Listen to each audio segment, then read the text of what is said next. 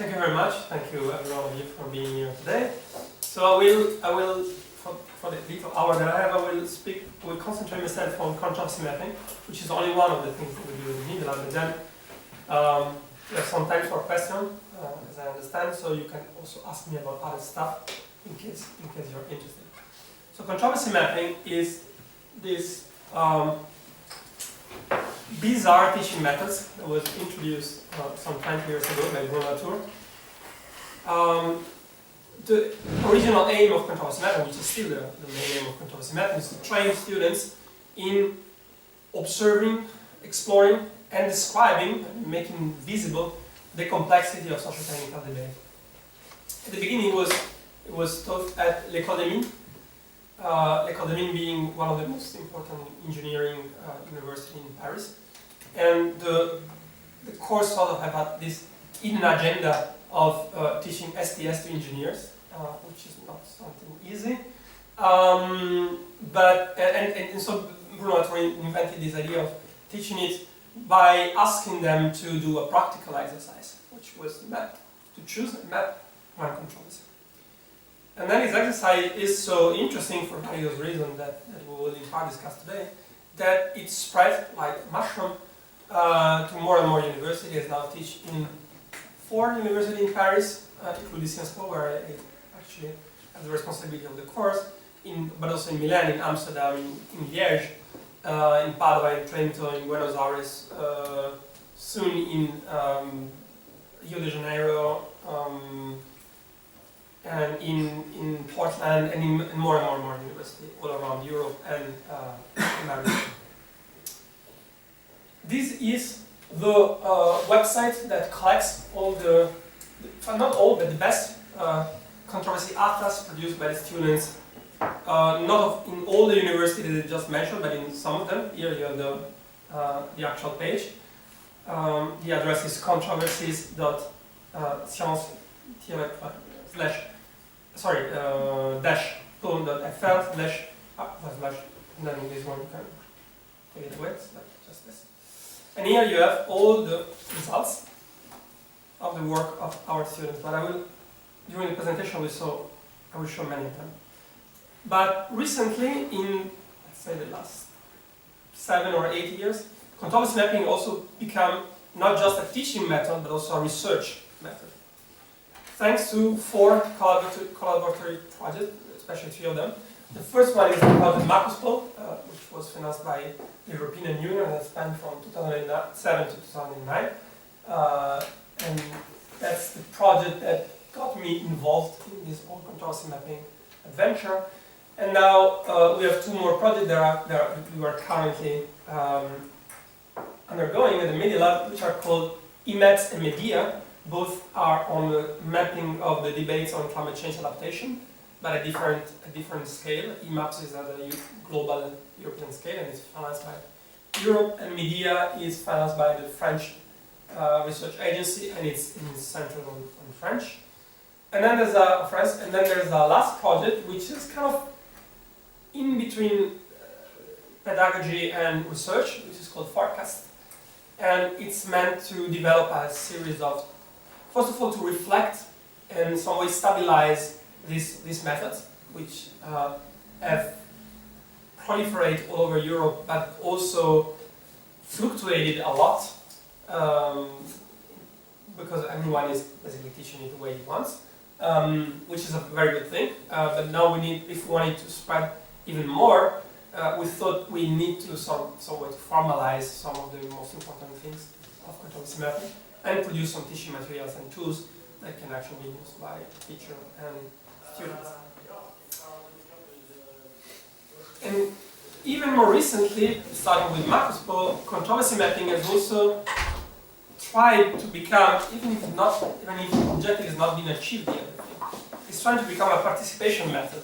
This is a quote for the original MACUSPO project. It says, the MACUSPO consortium has been assembled to address this question, how to explore the practical tools to represent in a new way scientific and technical controversy, so as to equip the potential public and turn into a real representative arena. So there's this idea that controversy mapping is not just meant to teach science and technology, well, that's how it started. It's not just about research and doing research on science and technology, but it should also be about making science and technology, or helping the public, or the publics, at the plural, which is much better, to engage with science and technology.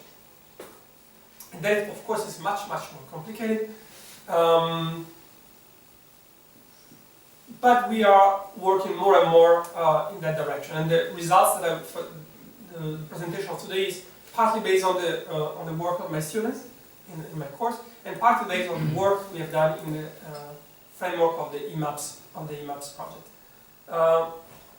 Soon there will be a new sort of wave of this engagement with public participation in science and technology, because we are planning to we're kind of planning to launch a big project in mapping the next Conference of Party of the UNFCCC, the United Nations Conference of Climate Change, which will take place in Paris in 2015, and we'll be trying to map in real time the negotiation and all the media context that will be around the negotiation. I'll come back to that later on. So there is, however, at the very core of controversy mapping, precisely because controversy mapping is both a method for teaching and research science and technology and a method to elicit participation, there's a strong tension, if not contradiction, between these two objectives. Because on the one hand, when you're teaching science and technology, when you are researching them, what you want is to deploy as much as possible the complexity, the richness of the controversy, and became as sensitive as possible to all the details of the different actors that are involved, the different questions that are raised, and how they interact with each other, and so on and so forth. But when you want to sort of reach outside the academia and use controversy mapping to help people to understand science and technology, and so participate in them, then you are forced to simplify the complexity of controversy, to make it legible. So how do we handle this tension? Well, for one thing, this question is a very classic question in information visualization. It can be found in mapping, for example, in geographical mapping. Here you have two examples. These are two maps of Paris. None of them is actually useful. They are both bad maps, but for opposite reasons. The one that you have there, it's a very complete map. It's a very rich map, even too rich. You have the name of all the streets, even the smallest one, and you have 3D buildings showing the different attraction of Paris, which makes that it's so complicated that you can actually not use it to walk around Paris. And the other one is readable. It's very easy, in fact, but it's so easy that you don't have enough information to walk through Paris. So neither of these is a good one. And the whole cartography, I'm talking about traditional cartography, endeavor is precisely about finding maps that are complex enough and simple enough at the same time to be interesting. By the way, the same kind of question can be asked for information visualization. Here you have two maps which also have the same kind of problems that we just saw before. These are classic controversy maps. On one classic controversy, US presidential election. And on the right you see a map that is very beautiful but impossible to read, where each little, the color there are drawn by little tiny arcs, and each line represents one donation, one individual donation, one person giving money to one of the candidates, and you're supposed to follow each connection, which of course is impossible to understand something, so it's beautiful but doesn't mean a lot. And this other one, you see that the similar art, they've been choosing the same thing, but this one shows the total number of words spoken in the TV debate by Obama and Romney, and basically the only thing that you can see is that they spoken the same number of words, which of course is part of the game of the television debate, so it's not very interesting. And I have another example that is interesting that I found a bottle of wine from South Africa, when they have this funny complexity slider, when they would tell you, well, this wine is more easy than complex, and on different bottles they were at different position on the complexity slider. And looking at this slider, it made me realize that maybe we had been asking the wrong question all along. That maybe the question that we should have asked is not so much where do we stand in this complexity, simplicity continuum, but how do we move from complexity to simplicity? And the reason why it's much better to ask the question this way is that there's no good point of balance between complexity and simplicity. And the reason why there's not such a point is that it depends on the person who's looking at the map. If the person that's looking at the map, we actually have a very concrete experience on that in the first workshop of the EMAPS project. What we did in the first workshop, we were working on aging, the controversy of aging in the UK, and we produced a lot of maps, some 30 maps. Then we wanted to show to actors involved in the aging debate, so both old people in an old people association, but also the decision maker, local communities, association, this kind of stuff. And no one was happy about the map that we produced. And what it was that they were not happy for opposite reason. Some of them were saying, well, this map are too simple, the information that would be interesting for us is not there, whatever you put on it. And other actors were saying, well, they are too complex, we are not able to read them, so give us simple stuff. Because it depends a lot on what the previous knowledge about the controversy, their visual literacy, and all this kind of stuff. So there's no possible way of finding a good balance between these two extremes of the continuum of controversy mapping. But the good news is that we actually don't have to find one point of equilibrium, because we can move from one to the other just by free movement that I will describe, but by the fact of producing more than one map. There's no such a thing as the perfect map of one controversy. But you can pile up different maps and produce an atlas. By the way, also the way classical geography will solve the problem of complexity and simplicity is by doing atlas and not just map, so that you can pile up different maps and obtain the result. So I will present you three movements that I come up with. You see here. The first one is meant to extend the trade-off of the complexity legibility, which means instead of trying to find one point, trying to transform this point in a segment for which we can move it. It can be done there are three subsections of this movement. The first one is what I call the controversy atlas, which is precisely this piling up of different maps, which I will show, and which will take most of my presentation.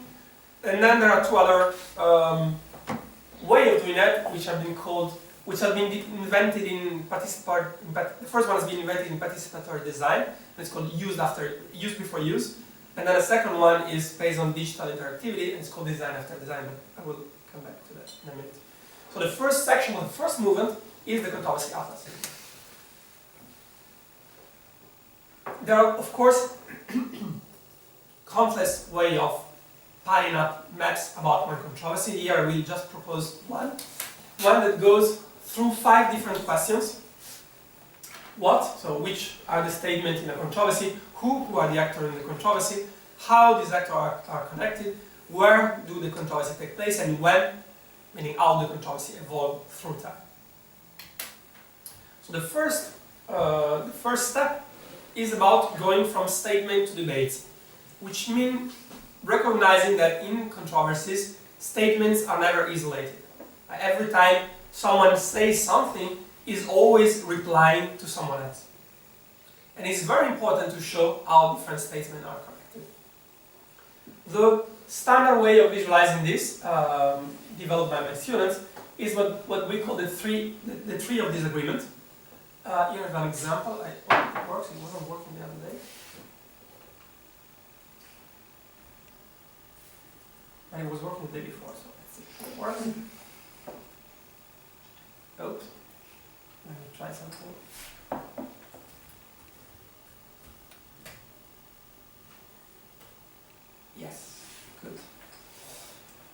So unfortunately, the original website is not online anymore, it didn't act, but I still have a video of this.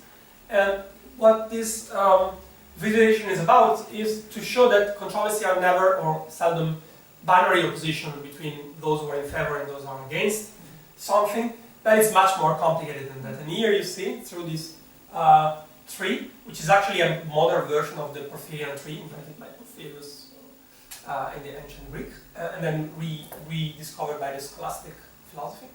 You see the branching of the complexity, and you see how complex is this controversy. This one is about seeds, for example. And interesting enough, when you move your mouse on the different name of actions, you see which path they take in this branching. Let me show other example. Let me put this so it doesn't jump all the time. Then the second question that you would like to ask helps you, which is about the actors of the controversy, helps you to move from debate to actor. So not only the statements are connected with one another, but they're always connected to the person that, or to the actor that have uttered them. So there's no such thing as a statement that floats in there and is always spoken by the mouth, by someone. And it is important to be able to link statement back to their enunciator. And since controversy mapping comes from actor-network theory, we have a very large definition of what an actor is. It can be, of course, can be an individual, for example, a scientist or an engineer, but it can also be many other things, like a non-expert, for example, or a political decision maker, or even some non-individual actor, like an institution, or a department, or an NGOs, for example, can be considered an actor, can speak in a controversy, but sometimes even non-human actors can be important, like technical device, their own way of expressing their presence in the controversy, or natural elements, for example, etc., etc. The example that I always give is the role of the polar bear in the climate change debate. The polar bear has played a crucial role in the climate change debate to mobilize public opinion around the problem of climate change, global warming. And of course, the polar bear did not intervene directly in the negotiation. There were no polar bear in Copenhagen, for example, that will not be in Paris, probably. The polar bears expressed themselves through the activists that were the spokesperson for the polar bear. But at the same time, this is not just the spokesperson that discussed. And for one thing, there are plenty of other actors that we with no problem accept as part of the climate negotiation, like for example countries which are not present directly. France was not present, or Belgium was not present directly in Copenhagen. It was present through the representatives, exactly in the way polar bear was represented by activists, for example. And at the same time, it's really polar bear that played a role with the features of these animals. The fact it's wide, the fact it's beautiful, the fact it's majestic. Because you certainly know there are many other animals that are threatened by climate change. For example, the Antarctic krill, which is much more important from an ecological point of view, the polar bear. Because if you lose Antarctic krill, then you lose fishes, and then you lose the falls, and then you lose the bear as well.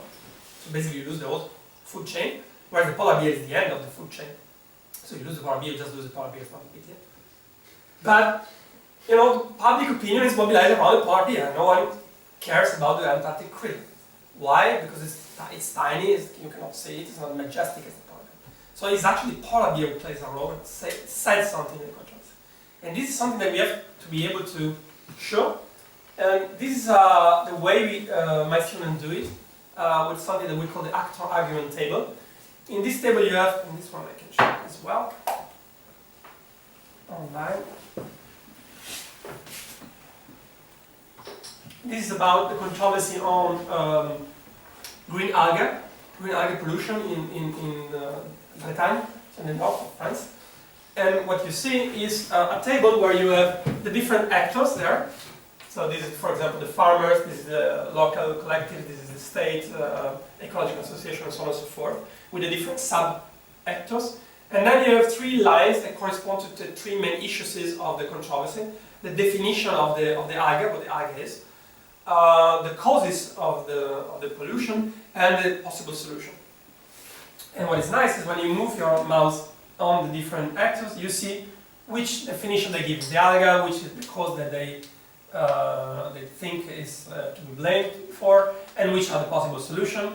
And if, for example, you compare the ecological association and the enterprise that tries to revalorize the alga by doing biomass and this kind of stuff, you see that they do not share anything, which kind of explains you why they are opposite in the controversy, right? To be able to reconnect the actor with their statement or their position also gives you an idea of how far the opposition can go. And these guys, when they talk to each other and they say alga, they are thinking about different things, in fact. So it's not a big surprise that they understand each other.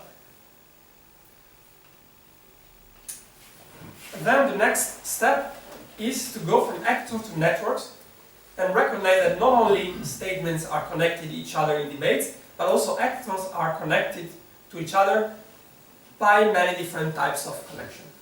It can be financial support, it can be citations, it can be support in the media, it can be many different things.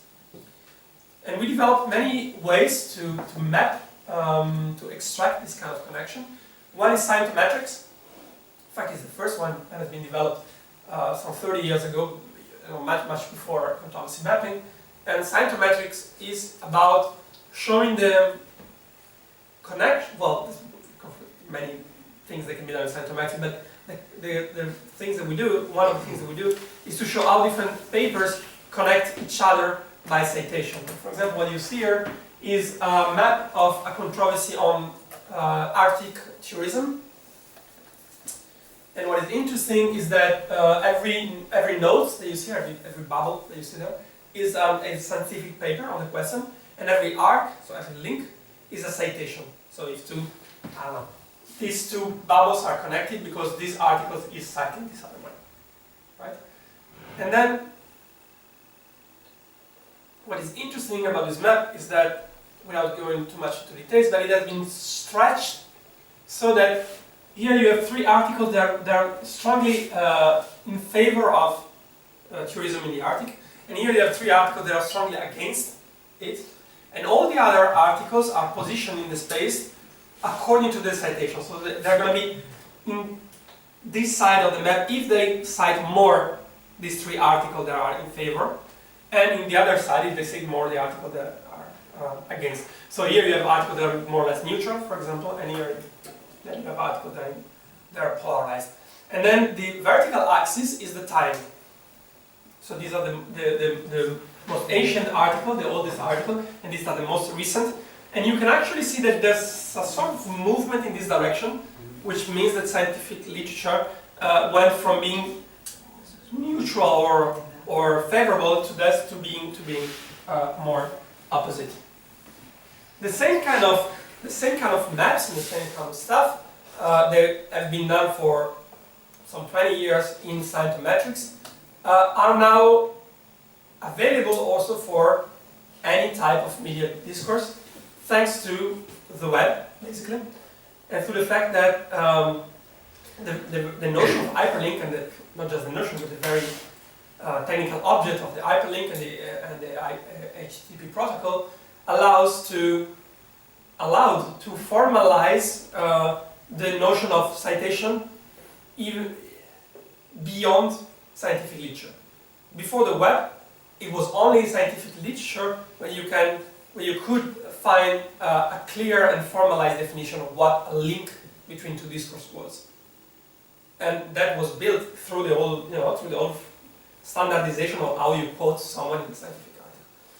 But then quoting someone outside scientific literature could happen in many different ways. Now that more and more media discourse goes through the web, the standard way of citing someone else is putting a hyperlink to his website. And so that's a great advantage for controversy mappers, because we built a series of tools that are called crawlers that allows to follow hyperlinks and build maps like this one. This one in the digital copyright law in France. It shows here the notes are not scientific papers; they are websites, and the links are hyperlinks. And it's actually very easy to produce this kind of map. And more recently, we have moved to consider another type of networks, which are networks of implicit citation. When you cite someone in a scientific literature, or when you cite someone with an hyperlink, you are making an explicit citation through the object that you use. But sometimes you're just citing someone by using the same word. And there are ways to extract the language used in different texts and map the fact that different texts are using the same words. For example, what you see here is again a work by my students on the controversy about the speed of neutrinos. You know very well that CERN did this little error of thinking that neutrinos could go faster than light. If it was just a GPS that was not well connected, but for a few months there was a debate about the speed of neutrinos. And here you see the articles that were published. This is the blue notes. They are the articles that were published in those months about this question of speed of neutrinos. And then the yellow notes are the words, the expressions, the n-grams as we call them, that they use. And you can see, for example, as a cluster of articles here, that they are all using the same words. For example, maximum likelihood, secondary charge meson, likelihood function, likelihood calculation. So there seems to be some discussion going about likelihood here, for example. And for example, these two other articles that are up there because they're talking about different things. So they're not sharing the same language as this one. And these other one is talking about other things. For example, the effective gravitational potential, centripetal contribution, synchronization, global positioning system. The next question is the question of where the technology takes place. It can be intended in a very classical way as you know, where in the geographical map the controversy takes place. We often tend to forget, myself included, that even if, when I say controversy mapping, I always have to take the precaution of saying it's mapping, it's not geographical mapping, it's more controversy visualization. And yet, even geographical mapping remains very important. It depends on the controversy, of course. There are some controversies that are not necessarily linked to geographical space. For example, the speed of neutrino was discussed among many different groups in different countries. But there are other controversies that are very much inscribed in the space, and space is very important. So the geographical representation of controversy is another type of representation that can be very interesting. But when we talk about where the controversy takes place, we also have to keep in mind that where is also thematic, if you want.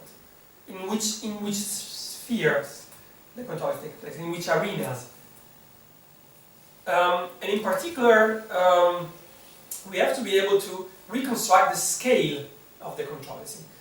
And what I mean by that is that you can take whatever controversy you like, and I mean, for example, we leave our students free to choose the controversy they want to study. But whichever controversy you choose, there will always be meta-controversy. That means controversies that are more general, that will be around this controversy. And there will always be sub-controversies that are more specific. For example, let's say that you want to work on geoengineering, for example, as a controversy. Well, geoengineering is part of a larger controversy on climate change and how we fight climate change, which is also part of a larger controversy about the relationship between humans and nature, for example.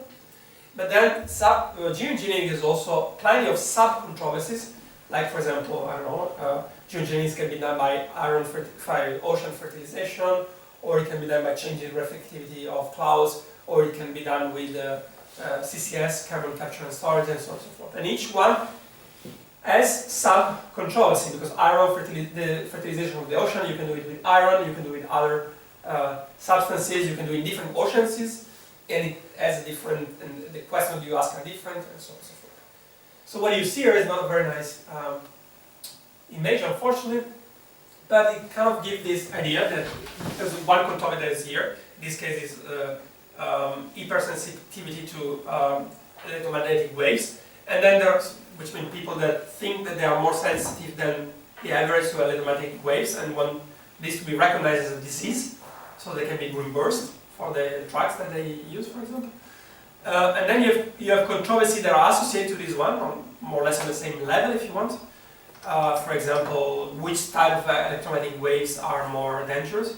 But then you have meta controversy, like for example, are electromagnetic waves dangerous in general for health? And sub-controversy, like for example, which drugs do we have to reimburse and which do we have to not.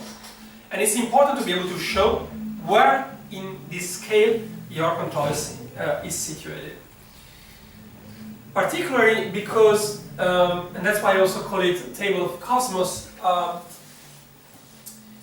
people like Isabel and Gers has shown that what is interesting about controversy is that even if controversy always takes place on very specific details, like you have people spending their whole life discussing about, I don't know, is this molecule structured this way or this other way, right? They always have in mind some sort of vision of the world, right? If they're discussing on how much iron you have to put in the ocean, they're not just discussing it for the sake of the technical detail, they're discussing it because they have some vision of the possible relationship between human beings and nature.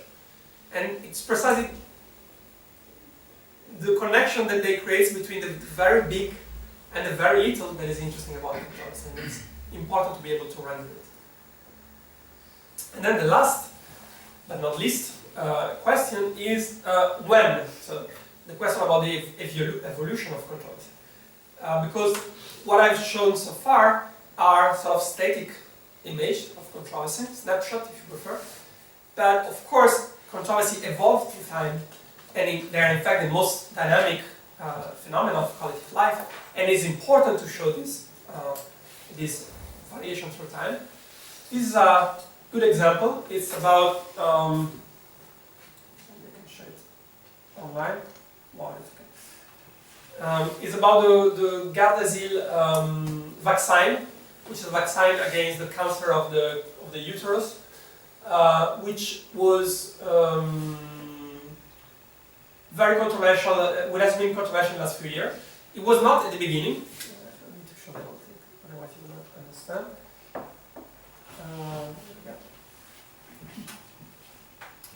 So that's the beginning of the. Of course, first of all, I have to say that everything you see above this line are actors that are in favor of the Gardasil, and what you see beyond is actors that are against the Gardasil. And what you see is that at the beginning, in the 70s, it was only red actors, red in this visualization being scientists. So these are scientists working in their laboratory of the Gardasil. And then you have the industrial actors coming in, so the industrial farmers that start producing the Gardasil. So for the moment, there's only these two actors. And then somewhere at the beginning of the year 2000, 2003, the institution came in because they got interested in this vaccine. They said, well, maybe we could reimburse it and we could encourage young girls to use it. And then you have the last type of actor that comes here, which is the media, because in 2007, the French Ministry of Health decided to finance a big media campaign to encourage girls to use this vaccine. And at the very same moment where the vaccine touches its peak of visibility, the controversy emerged. Because there are other scientists and other public institutions that start saying, well, are we sure that it's a good idea to push so much this vaccine? Because it is effective, but not 100%. It's very expensive. It has side effects and so on and so forth. And then you have the controversy evolving through time.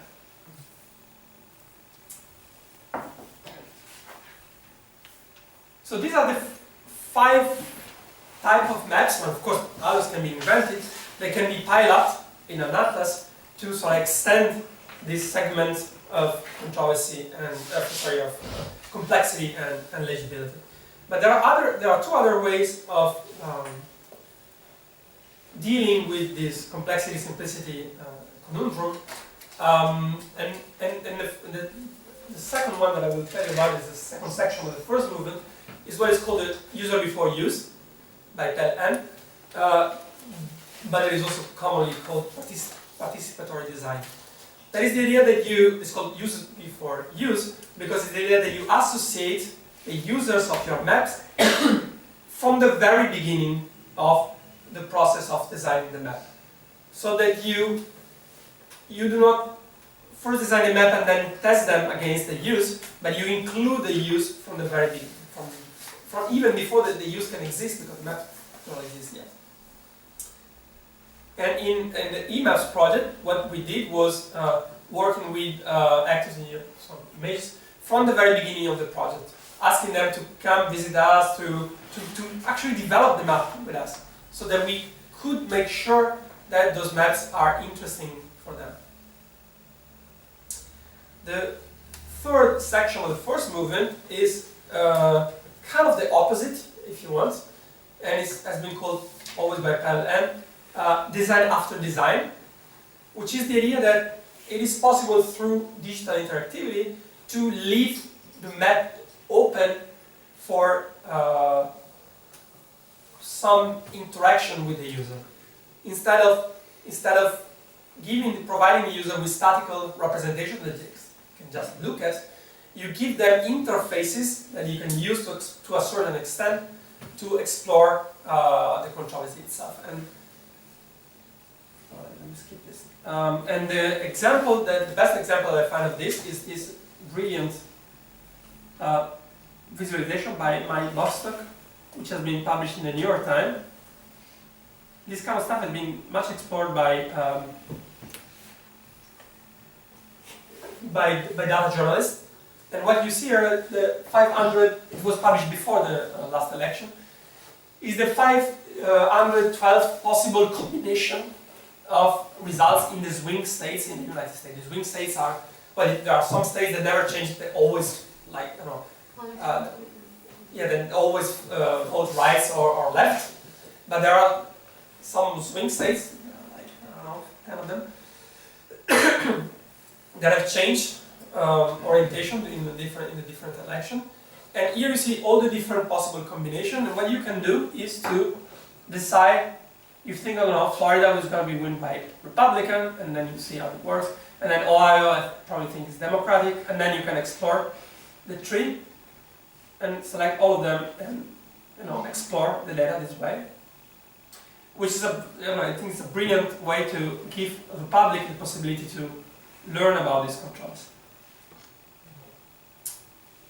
So to summarize this first movement, it can go in three different directions, from the center to the extreme of the continuum, by the multiplication of different maps that we could produce on the same controversy, or from the extreme to the center by having some use before the use, or leaving open the design for the users at the end of the work of design. But there are two more movements that we can explore. The second one is what I call the narration exploration circle, which is also composed by three sections. So the first one is what I call the fil rouge of the controversy, and it's about storytelling. From my experience in controversy mapping, I've learned that it is important. Controversy map is not just about designing a visualization of a controversy. It's always about telling a story about the controversy. And by the way, this is always the case in scientific literature. When you read the scientific papers, it's always telling a story with some narrative arc, which kind of resembles a lot to the classical narrative arc of like Greek tragedy, for example, because you always have an event that creates a complexity, which is the research question that is asked at the beginning of the article, and then you have data collection that creates even more complexity, and then you arrive at the climax analysis, and then you reduce the complexity through the analysis, and you arrive to results where you have a nice, clear result that always solves the tension of the article. And this is also very important in classical mapping, right? Because even geographical map, they are not piece of art. They are not made to be put on the wall and just look at. Maps are only useful if you can touch them. If you can put your finger on the map and say, see, we're here, where the birds are, and if we want to go see the tiger, we have to go through the monkeys and then avoid the alligator because they are scary, and then we go the other way, and then we arrive there. That's what we want. And if you want proof of that, think of the last time you went to an hotel and you ask a map. A bad receptionist will just hand you the map, which is completely useless because then you're lost. You don't know the city. You cannot use the map. A good receptionist will tell you the hotel is here, the nice attractions are here and there, and there's a couple of nice restaurants on the way so you can stop and eat. So the same thing is for controversy mapper, like receptionist. We cannot just handle the map. We have to guide our public through the navigation, through the map. And I have a good example of this, which has been done by my students. What time did they do? I have the time to show it? Not really. So I'll skip this and I'll show another one. Plus this one is in French, but I'll show another video in a minute, which is in English and it's short. But at the same time, it's also important that the second section of the second movement to also be able to go in the other direction. Right? You cannot just go from the complexity of research to the simplicity of results. You have to be able to open up your method, your protocol, to your audience for investigation. You have to give them the possibility to check your result interpretation by understanding the method that you use and accessing, if possible, to the data that you use. This has been described, for those who have read this article, in a very famous article by Bruno Latour, in which he talks about what he called the cascade of inscription or the reference chain, which is the idea that science is scientific, and science is objective, because it gives you the opportunity to go back to reverse the chain of transformation that has been made by the scientists. And the case he was talking about is the movement of the border between the savanna and the forest in the Amazon, which is a huge phenomenon, of course, that takes place on hundreds of thousands of kilometers and over dozens of years. So you cannot look at it, right? It's impossible to see with the naked eyes. So what you have to do is to transform this phenomenon through a series of transformation. First, you choose a sample of the savanna border, then for example, you extract sample of soils on this, and then you reduce the soil to its color because it's a good indicator of the type of soil, and then you draw a nice diagram like this one, right? And there's absolutely no. I mean, the diagram do not resemble to the original phenomenon at all. So there's no direct correspondence between the result of science and the phenomena that scientists are studying. The link is not between the two. Is not based on resemblance. Is based on the possibility of going back, if you want, and go back in the article. Seeing which method has been used. Which are the intermediary results, the data that have been collected, so on and so forth.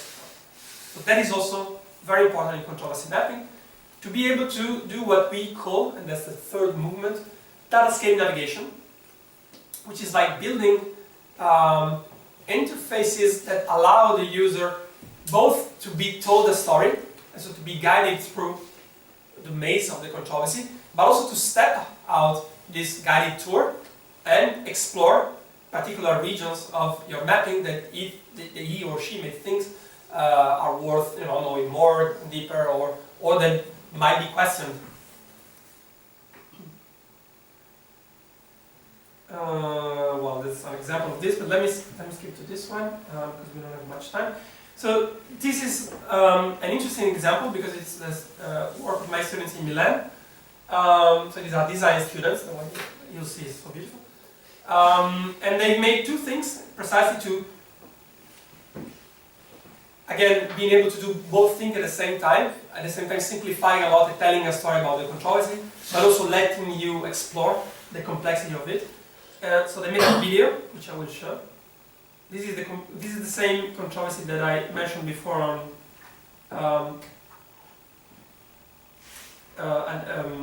tourism in the Arctic.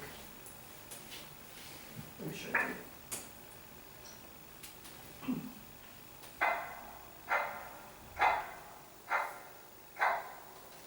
Antarctica is one of the regions that most suffers the effects of global warming. In the last 50 years, temperatures have risen by 2.5 degrees Celsius. Days with positive temperatures have increased by 74%. 87% of glaciers have retreated.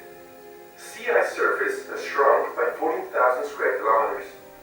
A unique and incredible ecosystem like Antarctica risks to disappear, and we have fewer and fewer opportunities to visit it. Time is running out. This is the last chance tourism.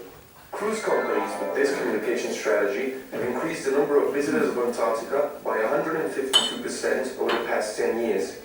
Why is this strategy so effective?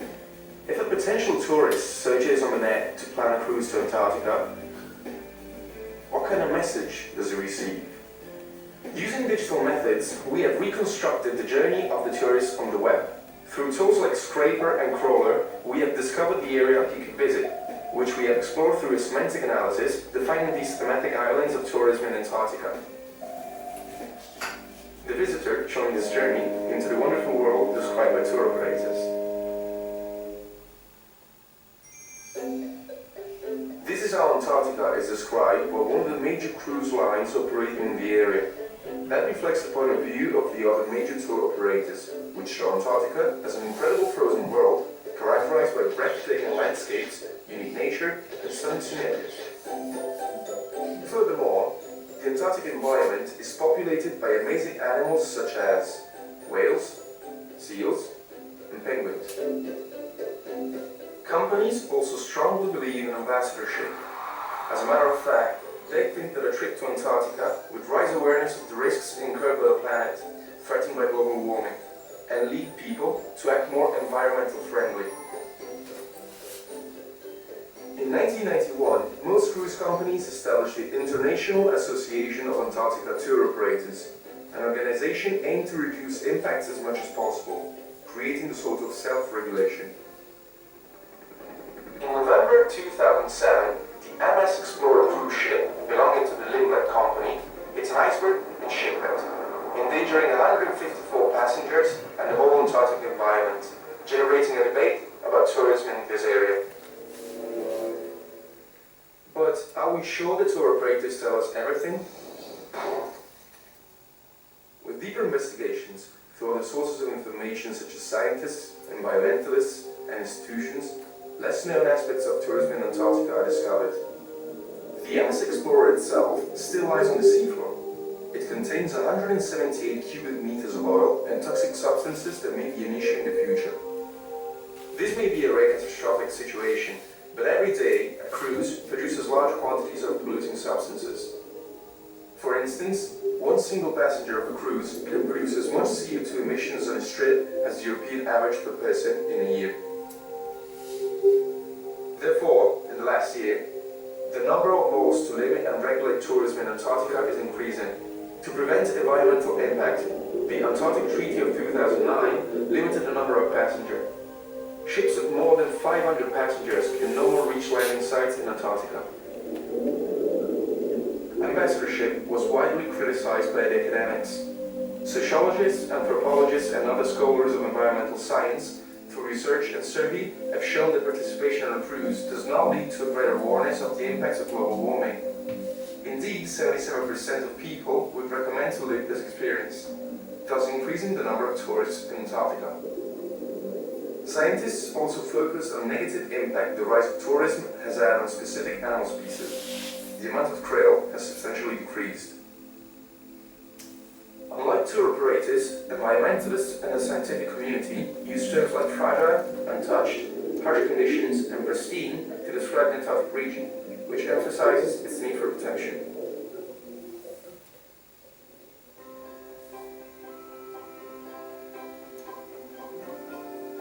A general overview of the subject reveals that the macro themes are treated differentially depending on the sources of information. Almost everyone talks about environment, animals, and ambassadorship, but with different connotations. Moreover, regulation is poorly considered by the tour operators and pollution even censored. In conclusion, a tourist who lets tour operators guide him simply sails the surface and will be easily convinced. But now that you know what lies beneath, what would you choose to do for Antarctica? Would you live it or leave it? Right, so this is a very nice example because it really guides you through the controversy, which is a very complicated one in a very simple way. But of course, you might be, you might want to know more about it, or you might not trust what the student has done. So they also published this report. I show another one. Let me show this one. This is not on the same controversy, unfortunately. But it should work.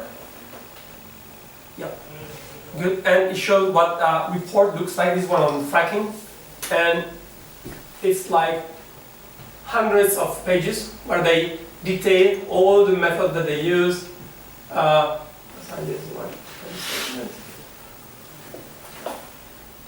All the discussions that they collected. This, for example, is a map of Wikipedia.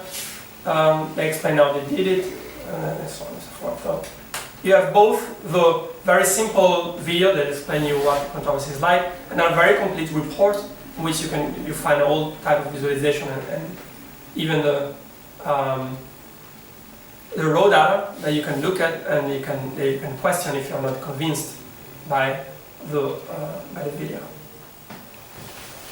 And then we move to the last, and it's shorter, so I'll be done soon, movement, which I call the spiral of public engagement, which has to do with the question of how do we, so now we know how do we make our atlas capable of moving through the complexity of the controversy. We know how to connect exploration and narration, but how do we actually engage the public that we want to speak? How do we are sure that they come to work with us and to help us with the map? And this is how the original Gantt diagram of the project EMAPS or the project media that I mentioned at the beginning. And I will not discuss them in detail, but they are both based on a very classic idea of what a research project should be. It was me and it was Gantt. And I have the idea that we'll start with data collection, then we'll analyze, then we will do our visualization, and then we will disseminate the result to the expert. And in fact, no, not at all. It doesn't work like this. If we would have done this, it would have been a big problem, because none of the stuff that we would have disseminated at the end would have been relevant for the actors. Luckily enough, we made some tests at the very beginning. We saw that that was not the way to go, and so we changed completely our the organization of our protocol and the organization of the project, and to be sure that the public was included in every step or almost every step of the project. From the very definition of the hypothesis, that has to be done with the actors, because only the actors of the controversy know what is relevant. But of course, it cannot be just the actor, because there's a tension between what is relevant and what is feasible. So you have to discuss with the user to decide to find out research questions that are both interesting and feasible. Then there's a phase of sketching, where you sketch the first map. Even before you start collecting the data, you have to sketch the possible result in order to show them to the user and ask them, is this the kind of map that you would find useful? And then only once you have been reassured on that, then you can move to the data collection and then to the analysis, and then to the publication, which also has to be done in collaboration with the user. The problem with this is that it's actually more complicated than this, because this very nice idea of we will include the user from the beginning sort of entails that you know which are the good users for your map, and that you already know which kind of maps you want to build, which is not the case at the beginning of a controversy mapping project. at the beginning you have bad maps or no maps, and you have no clue on who are the users. It's like as if you have to explore. It's like if you have to map a territory, but at the same time you have to explore it, to map it, and you have no map to map it. So how do you do? And the only way to sort of to pull oneself out of this Munchausen swamp is by multiplying the interaction between the user and the mappers. So at the beginning you will have bad user and bad maps, but then since you do this thing not one time but many times, like this, you go through a spiral of engaging the public again and again. And in the case of our project, and here we have an image of this, we first engaged what we call some alpha users, which are actors of the controversy that are leading projects about those controversies. Then we engage with the public of those other projects. For example, in this project on climate change, we started working with a website it's called weadapt.org, which is the biggest community, online community on climate change adaptation. And we first engaged with the organizer of this website. So we asked them to come to work with us on the map. And then once this has been done, we have published some of our maps on their website and asked their community to react. And only when we will have the result of this, we can then be able to build a third generation of maps and then publish more publicly. And it's only by repeating many times this interaction between users and cartographer that you can produce better maps and better user for your maps. That is it. Here you have a couple of articles that are on controversy mapping, they are older ones, and this presentation is going to be out soon in a paper called with the same title to appear in Design Issues. Thank you very much.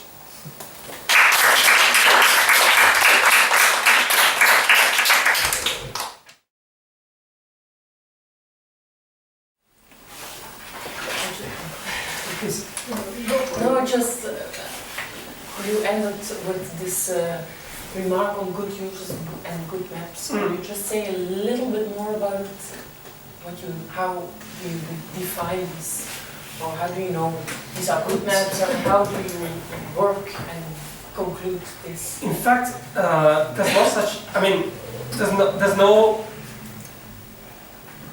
universal answer to such questions. It depends a lot. It depends a lot on the controls that you are studying. That is why it's not.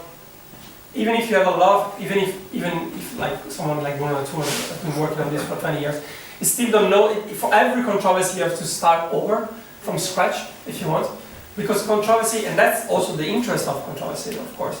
Every controversy is different from another one. So there's not such a thing as there's not. Even I've shown some of the maps, some of the type of diagrams that we use, yeah. They might or not be relevant according to the controversy. And the same thing is for the actors, who are the good, for the public. So what is the public for your maps is something that is not, they cannot be decided in advance. It's something you have to discover through the very work of investigation.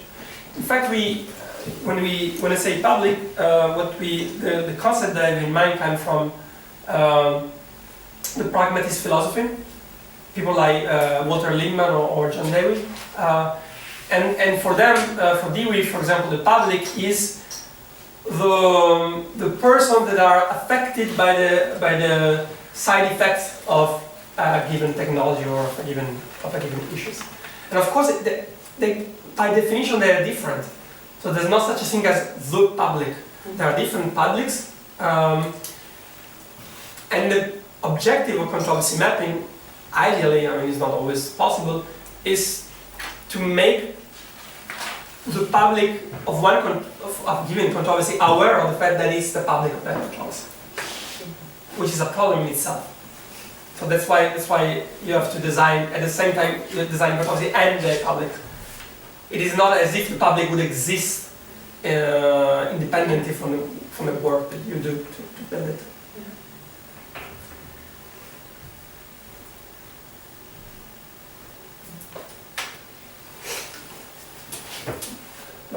Yes, actually, you said so there was this nice animation made by the design student. This is particularly beautiful, but for me, all of the things you have shown were aesthetically very beautiful. And so my question is, how do you get students that are not design students? Like, for instance, you said that you have students that are diplomats, students. And how do you get them to produce something like what you have shown that looks like technically difficult, and also the aesthetical aspects are also obvious? So do they get like do they get pre-designed structures, or where do you fill in the stuff, or do they really make it from scratch? The trick is that we always try to work with designers. We have a partnership with a design school in Paris, so we have designers coming over to work. So we have a mixed group of political scientists and designers. I was cheating a little bit there. Yeah, because for me, I think I would really like to make something like that. It's I can draw it, but it looks like there is a technical aspect. There is a technical behind all aspect. this, and this is not accessible. So in some sense, you suggest that if you want to do something like that, you approach a design group and involve the design That group. would be a good idea. At the same time, there's beautiful controversy atlas done just by text in the history of STS. You read Michel Canon, for example. He gave a beautiful account of different controversy, only with text and simple, sometimes simple diagrams, sometimes it's just text. So it can be done, but then you have to be a good writer. That's like there's no way out. There's no magical one, sorry. And what does it happen? So you put students working together, are very different. You have the design students, you have the... Yeah. And how does it work to get... It's actually very funny. It works this way. They make courses annual, so it lasts over 2 semesters, and they fight each other. But at first they ignore each other.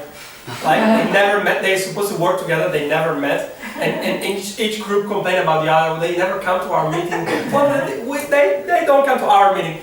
This kind of stuff. For the first semester, they lose 1 semester not talking to each other, and the second semester start fighting each other because they disagree on mostly. They're very different human types. First of all, you have to understand. So they start disagreeing, fighting against it, one against the other, and then for some groups. 2/3 of them, there's 1/3 that keep fighting with and then the other 2/3, they eventually, like the last week of the course, they finally click each other, say, oh, okay, now we can work together, and they produce beautiful stuff. But it's only at the end. So we have to reassure the teaching of controversy mapping is a lot about reassuring the students all the time. Because they don't understand why we ask them to do this, they think it's too much work.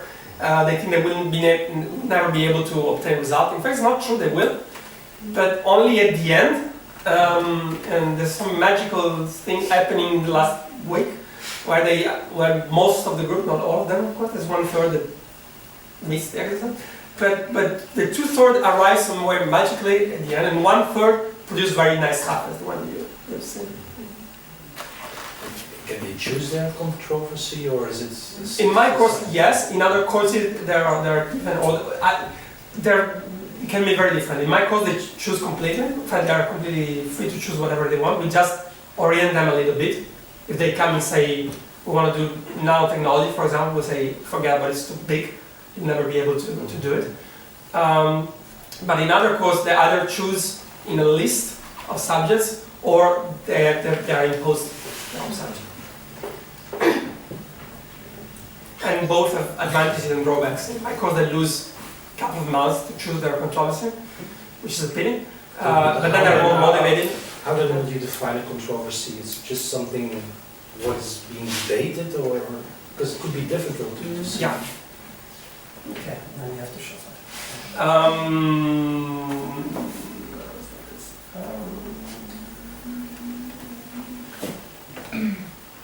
Controversy.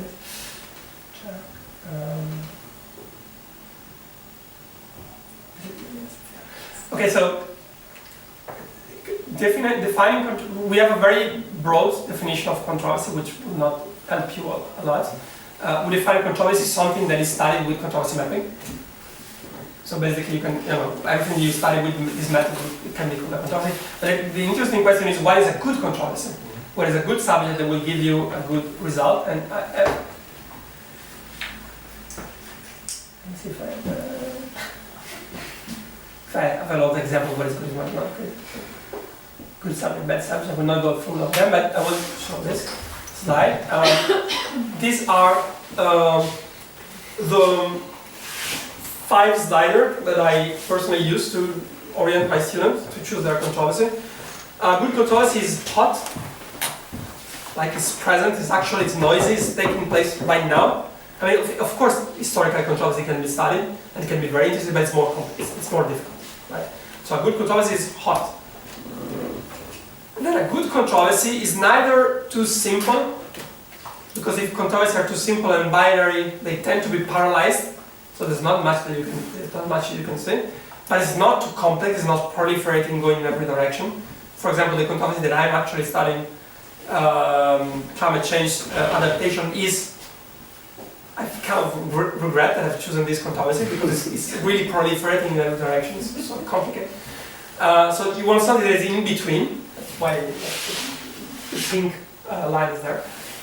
And then a good controversy is not too close. Like you need to be able to find information on it.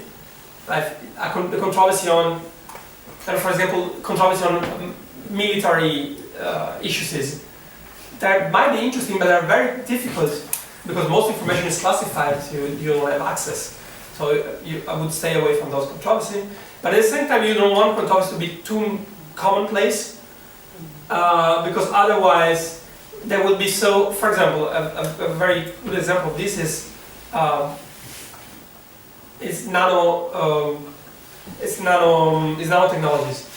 It seems as a very specific controversy, but in fact it's not, because in fact there's no way of reducing it to some more specific question. I have this group that really wanted to work on nanotechnology, so we told them it's too big, drop it, and they said no, we really want to do it, so we'll pick nano titan, which is a specific type of nanoparticles. So we said, okay, if you take this specific nanoparticle. But in fact, no one in the controversy was actually discussing about this specific particle. They were all saying, well, it's just one of the many particles and we have to discuss the whole thing. Which means that it's difficult to sort of cut it down to a feasible size. So you don't want controversies that are too complex in this sense.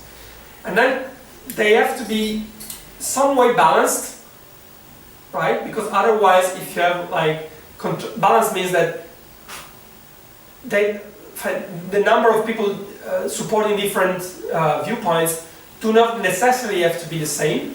There may be a majority opinion and a minority opinion, for example. But the minority opinion cannot be just like 3 or 5 or 10 persons in the world. Because otherwise, the risk is that you go from controversy mapping to conspiracy theory, which is another thing, which is another genre. It can be interesting, but it's another thing. And then they have to be somewhere accessible to the students. So if you pick a controversy that is taken, for example, I have a good example of this. This group that wanted to study the MOS, which is the system of technosystem that is being put in place to avoid, that is being put in place to avoid Venice to be flooded with the Acqua Alta, which is a very, very nice controversy, except that none of the students spoke Italian. And so they failed. The result was bad. So you have to be able to find information about the controversy. But I assume the third layer is critical and closed and open. I think it could be very interesting if you can open up a closed thing. Yeah, but this is remember this is a slide for students. Yeah. Right? We search out loud to search for like what I'm working on something that is like here, very open and very complex. Climate change adaptation, but it's a 3-year project, 2 million euros by European Union, 6 lab. It's not a group of 5 students working 6 months on a little project.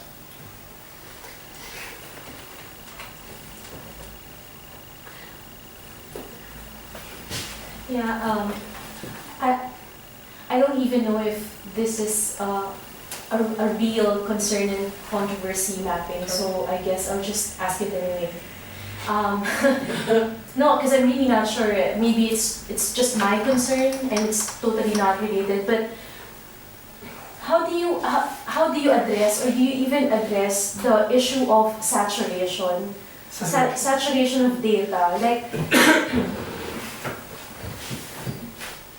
Because it could be that you're already putting in too much data, too much information, or too much details. As you said, your example about the panda bears in the controversy of climate change, it could easily be that, I don't know, the cockroach in my house can also be related to climate change. Also, as you said, that if there is one controversy, there is a meta-controversy and sub-controversies. So how do you know when to stop putting in details and when to stop putting in information, and how do you know if this is somehow very relevant or not so relevant? Because I see that if you're trying to map this controversy, you can be confronted with way too much information, way too much data. So how do you know what to put in and what not to put in? And when do you stop? When do you stop putting in these data or information? I don't even know if that's a problem or... It is a problem. Okay. Because it could be that... Big one. Yeah, because I'm also thinking that maybe it could be the more the merrier. The more information you put, the more relevant it is. So how do you differentiate? Or is that even a problem? That's just my concern. Yeah, it's a big problem. In fact, there are two questions in what you said. The first is how much data is enough, Yeah. and how much data is too much. And of course, it's a very complex question that depends on the specific controversy you're studying. But generally speaking, this is not a big data argument. Controversy mapping and generally digital methods, the way we practice them in the Media Lab, is not collecting as much data as possible. Not at all. In fact, it's a very common experience of working with digital methods that you have too many data and you have to clean them up if you want to see something. When we work with a tool that is called ANTA, Actual Network Text Analyzer, and what it does is one of the things that we do. It is extract a group of words. The neutrino map that I showed before was made with that tool.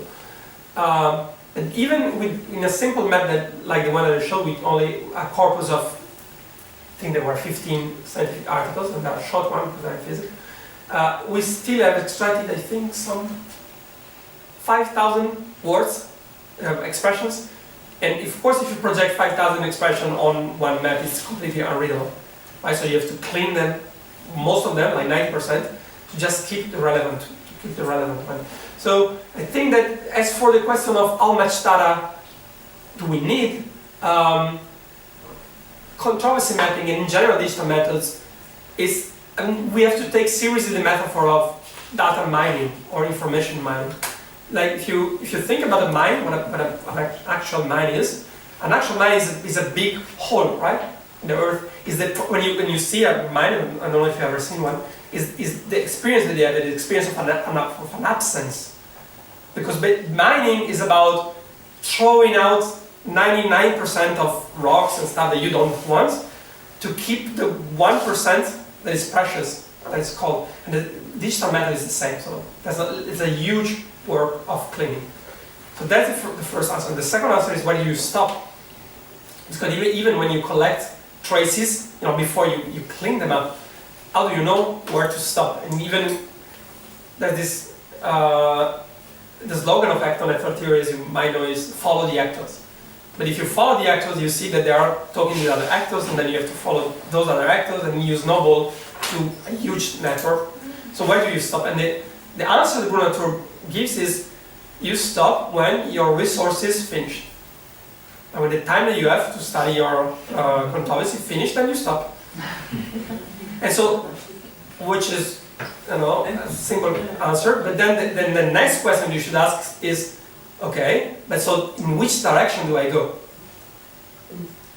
And the answer is, you follow the density of the connections.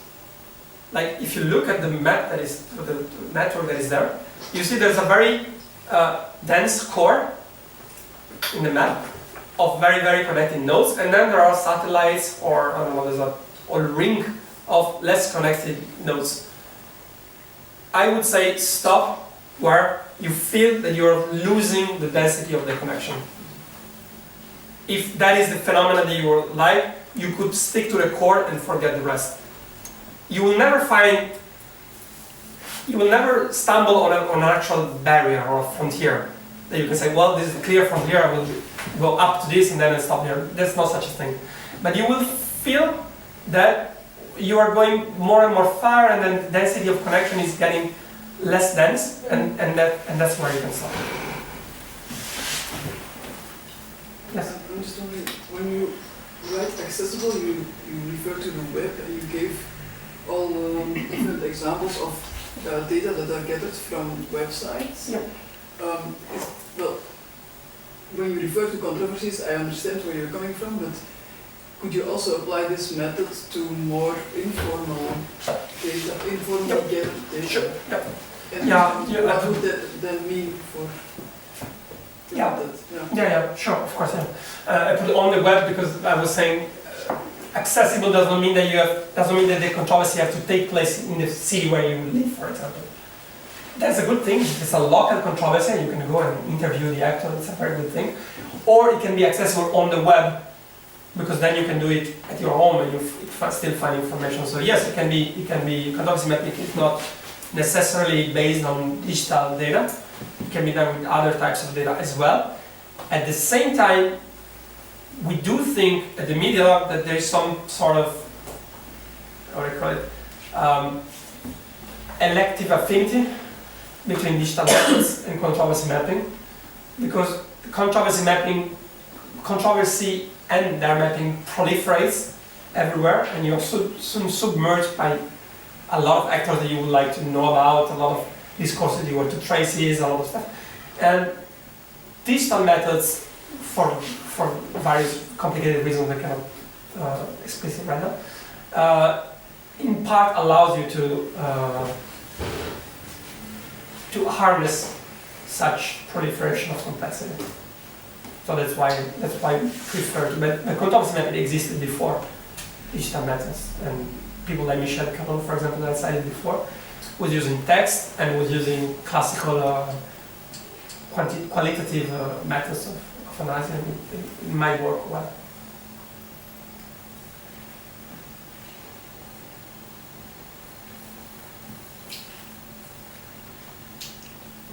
Yeah, just a question. It's linked to what you were saying. You refer a lot to qualitative research, you're making interpretations, the narrations. Do you also rely on quantitative methods? Of course, it's perhaps implied if you make a network representation, but is it? That's a big one. At the Media Lab, what we are trying to do is it's the very core of the Media Lab project is to develop a generational method that we call quali-quantitative. And they don't exist yet, of course, we're still in the process of making them. And the whole idea is that we are looking for methods that at the same time allows to be as rich and as situated as qualitative methods, but at the same time allows to treat the quantity of data that are treated by quantitative methods like surveys and stuff like this. And I have an example of this, which is not developed in Media Lab, but by a research panel of the Media Lab. Let me show what I mean. I hope it works. Good. So this tool developed by this French company that's called Linscape, which we have worked a lot with, and is also a research partner of the Media Lab. You will not be able to use it because we have access to them because we have a research partnership. It's a marketing company. This one. So, and what you see here is the map of the French blogosphere, containing almost 15,000 websites, blogs, which is a little part of the blogosphere, of course, but they are the most important blogs according to a number of indicators. And what is interesting about this one is that you have the big picture. You can have the big picture of it, and you see, for example, according to their links, to their linking patterns, you have 3 main continents in the French blogosphere, which is society, individuality, and pleasure, let's say. And then but then you can also click on each of them, for example, in society, and you see the sub-territories that are there. And then if you click on, for example, I don't know, politics here, you zoom on politics, and then in politics you have sub-communities, and then if you go, I don't know, to center here, you go down to these are specific websites. And if you click on one of them, it may take some time now, that's okay, it is quick. You see all the connection that he has with the rest of the blogosphere. So in a few click, right, you can go from, sorry, no, that's quite judgment. So we are in sport. With a few click, you can see, you can go from one specific website to the whole blogosphere. So that's why it's quality quantitative, and it's actually better than this. It gets better than this. Because if you go in the search panel, and then we type, I don't know, is it spelled correctly? Mm-hmm.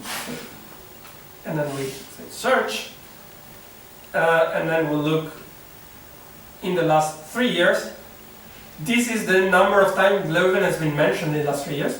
Strangely enough, I don't know, it's an artifact, it's a big increase starting from August 2014, does it make sense? 2013, does it make sense? I don't know. But what is interesting is that if you, for example, you can say what happened here, that increased that, and if you click on this day, you're zooming on one day, 29 July 2013, and here you have all the verbatim of the actual newspaper. I don't know what they're talking about. It's on sports. It's on sports. It's probably 11. Is it 11? Or is it? Yeah, it's sports. So you possibly you had a better team from then on. I don't know. No, which is using. They were eradicated. We can actually look at it. So see again, we're moving to the big picture, see 3 years of things, to one specific verbatim of things. I can click here and add the specific verbatim, and I can actually go to the page where Leuven was mentioned, the actual page, and read it, the verbatim of what is taking place. But I can also do something else. I can click here on map, and then I can take a window of, I don't know, let's say 14, couple of weeks, let's say. And then here is the map. Sorry, let me scroll down. Thank you. Here is the map, and if I move the window, it's the same map as before. I see where Leuven is appearing. A lot in sport from the very beginning, but also in society. And then if you go on when there is a big spike, let's see what happens. No, it's not just in sport, it's also in society. And if I stop here, I can then, again, zoom here and see why it's mentioned 3 times in traditional media, and here I have the 3 articles that speaks about the line. And again, I can go back to the knowledge and stuff like this. So see, this is experience of navigation that we call datascape navigation that allows you, is this qualitative or quantitative? Respond, to my understanding, they assign weights. And it does increase the power and so on based on the number of citations. The same with clusters they make. It does, yeah, sure. It's not theoretical, it's just a kind of an algorithm. Yep. And then it's our job to make sense of it. So actually, the designers are purely inspired, I guess. The designer, yeah, there's a lot of quantification, of course. Yeah. But the fact that you can easily disaggregate the data and go read the thing, the actual thing, also makes it qualitative. It allows you to do they qualitative allow research. you to do The qualitative their point of entrances, to me, seems to be purely common. Not really, because for example, the way they make the nice circles, bubbles that you see, is a lot qualitative because it's based on linking. But it's not just based on linking, they're also reading the website and saying, yes, this is this. So it's really the two at the same time. And this is the kind of stuff that we would like to do. But it's the same as a gap refract. Gap is also being read in isn't it? It's also quantitative, the density, but at the same time you can read it in a qualitative Yeah. way, the clusters and things. Yeah, exactly, yeah. It's also Exactly. That's why that gap is being read by Matthew Jacquemin, who's working at the Media Lab, precisely what he had in mind. Is this very different from the work of SenseMaker and David Snowden? SenseMaker? No, you mean the... Where you have mass data capture from interviews and then you do, I think, similar things. SenseMaker. It's not based on network theory, but it's based on complexity. Also, I'm not familiar with that word. So Okay, and then next question. Okay. No. No. Yes. No. I think it's similar. And the thing, okay, SenseMaker is also a marketing, commercial product, Okay. but it's based on the mass data capture. Well, the guy who invented it was also involved, I think, in the mass data capture of NSA and Ontario. Okay. I'm just wondering, could you also use these things in mass data capture projects? In which part? Mass data capture. Mass data, we don't do that. But would it be possible? No, I don't think so. And the reason why I don't think it's possible is that if you work with mass data, you cannot disaggregate them so easily. There's a point to which the sheer amount of data you have force you to aggregate in just one direction, and you lose disaggregation. We always want to be able to disaggregate and go back to the single data point. That's why we don't like big data. We like medium scale data, the big one. The kind of stuff that we are doing. So this is not Media Lab, but just to show you what the Media Lab is doing right now. Here. So here we are analyzing.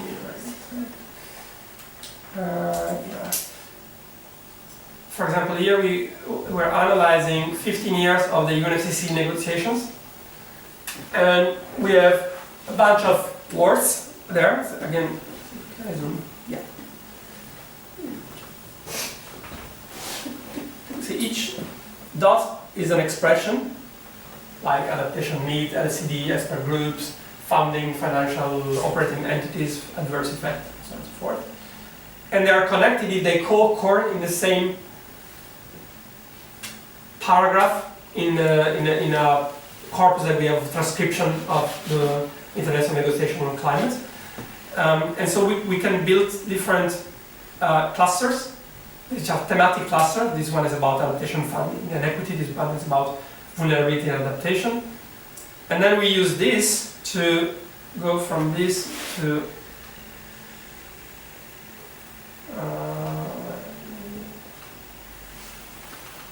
from this to this one, for example, where we would take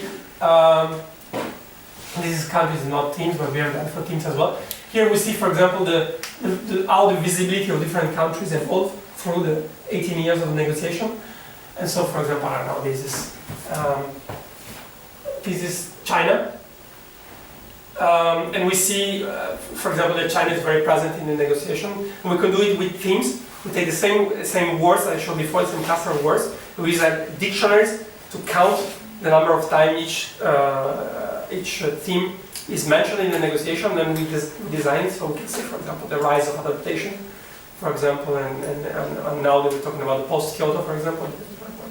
I don't think I have the map here. No, I have it. I have it. Actually, I have it. Here we go. These have been done during the sprint that I mentioned before. Okay, here you are. So these are the themes. No, this is again the countries again, and also these are the themes. It's difficult to read, but if we just look at some of them. For example, you see this is the pink one is the post-Kyoto debate, and of course it started in 2006 because Kyoto was meant to end in 2013. So here they are saying, well, we have to start discussing about this, and then it becomes more and more important. this is adaptation and vulnerability. And there's a lot, from COP 10 to COP 14, there's a lot of discussion going on adaptation, and then they decide that the question is put on the agenda. Some way it's stabilized on the agenda, so there's less discussion about it.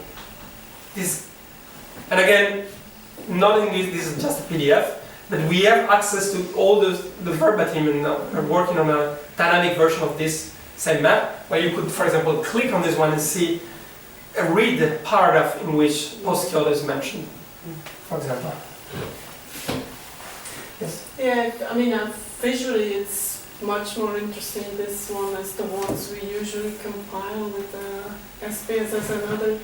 But what really would trigger me to use these things, for example, in class and in regular courses, is that you would make the graph dynamic so that you actually see things move across time. I've seen that once contact the person and he didn't want to share. So if someone would be able to, you know, compile such a dynamic moving graph where you see China closing into the European Union and whatever, that would be, you know, that would even be more triggering to me to say, like, you know, moving away from my classical graphs and I'm moving into something else, but I don't know whether it's technically feasible. I've seen it. It's not a problem of technical feasibility. It's technically feasible and even not that difficult. It's a problem of semiotically difficult.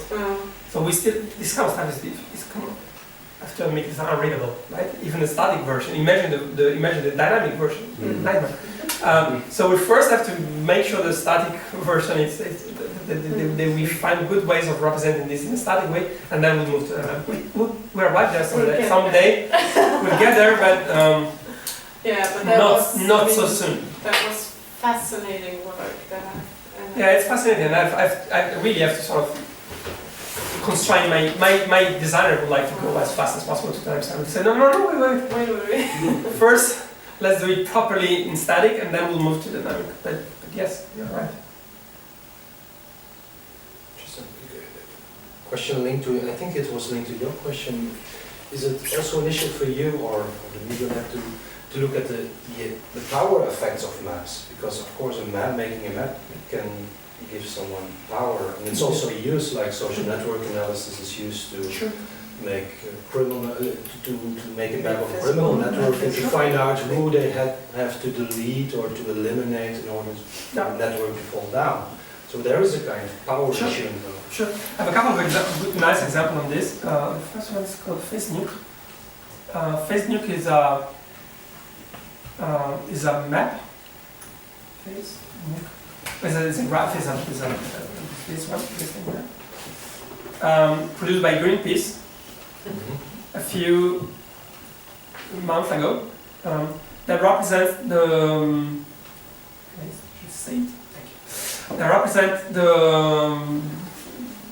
the connection among the protagonists of nuclear energy in France, right? And so each point is a person, and they are connected if they have done things together.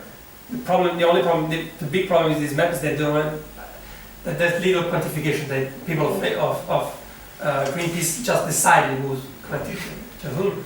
But what is interesting, but it's a very nice map and also nicely designed. But what is interesting is that a few weeks after the publication, they got so much controversy about it that they actually decided to take it down. Of course, it remains on the web, but this is the official website, and they say that they decided to take it down because they were criticized. They received a lot of attacks. If you think that, Greenpeace people are people that try to kidnap big boats in the ocean, that they are not people that are afraid of controversy, right? But it was so, this link between power and the map that they produced was so strong that they back off. So to explain how much energy can be sometimes developed through this thing. Another example that I have in the Markuspol project, one of the experiments that we did is that we said we will use a very simple mind map tool. It's called debate graph. Let me show you what it looks like. It still exists, I don't know. Graph. Yeah. still exists apparently, is like a forum, but instead of like writing in a linear way with answer and replies, people can create new bubbles and then answer to other bubbles. It's not the most interesting tool in the world, but at the time it was one of the best available. And so we invited actors from the controversy on bee mortality, bee and pesticides, to come and debate and use debate graph to debate. Not to come, they can do it at their place. To use debate graph to debate about this thing. And after a few days, the beekeepers decided to leave the experiment. And the reason that they give is that their opponent, meaning the pesticide industry, could pay someone to work full-time on the map. And they could not, because they were busy with their bees, and they cannot pay someone to do their communication. And so they said, we would lose in that, we would certainly lose in that debate, so we don't want to participate. And that's why and they were right, I think it's very good, they had good arguments. And from that moment on, we decided that all the maps that we will produce would be done with the user, but they will not be Wikipedia style.